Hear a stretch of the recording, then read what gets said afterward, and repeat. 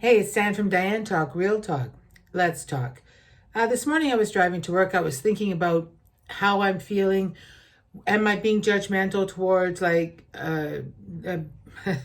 foot fetish guy and the contactless, touchless sex guy, and how I'm feeling about everything that's been going on. I want to make sure that I don't have double standards and that I'm not doing something that I don't like, right? I cannot stand people who judge people based on absolutely not sound, rational thinking or input. Here's a conclusion that I came to. So it's not about the guy. So I'm not judging them as people. I'm judging their behavior at the moment. So right now I'm doing YouTube. How would you feel if I just took my breasts out? I mean, I don't think that would be appropriate, do you? And at the end of the day, what point would I be making? The girls just need some air? I mean, come on, I'm lonely, I'm sad, I just want to try something different. End of the day, we have to realize what we do, and it's all about timing. Relationships are about cultivation. It's like you don't bake a 3-layer cake in half an hour or an hour. It takes time. It takes time to build a bridge. It takes time to create a safe place. It takes time. The foot fetish guy, we're still like talking and whatever, but had he waited until we'd seen each other, gone out a couple times or whatever, or become intimate and then talk about those fantasies he has or fetishes, it would have been different. I'm not against fetishes or fantasies. I have my own. But at the end of the day, I don't just bring them right out and spring them on you the first time. So, and the guy the touchless sex guy, he's the second guy on a dating site that I've met that believes that he could make me come or any woman come with his mind.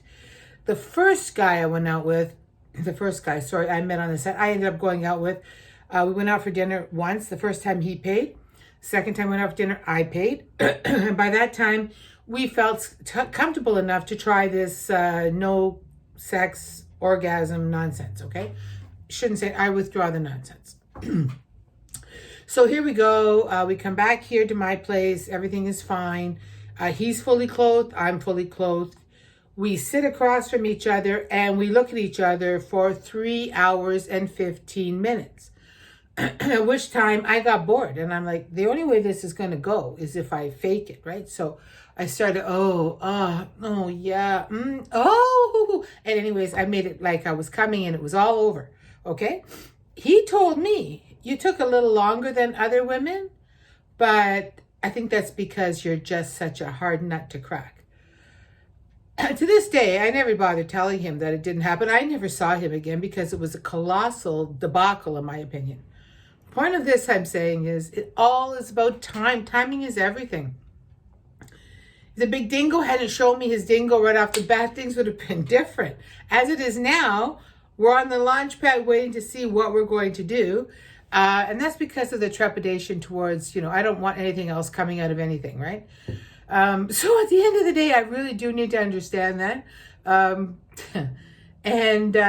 talk dirty to me guy, that's something I'm really struggling with because we can't have a conversation without some form of hardcore sexuality coming out here. So that's just another thing I'm working with. But all I wanted to let you know is this.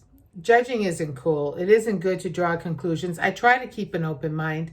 I suggest you do the same. I'll take my own advice. I even did the homework for this guy, man. But sometimes it just ain't going to work out. So before you have to fake an orgasm like, whatever, think about if it's worth what you're putting into. If you're putting into it, what you're going to get out of it. Because, I don't know, for me it wasn't. But it's up to you. That's your call, your choice. This is Diane from Diane Talk, Real Talk. I'll talk to you soon. Bye.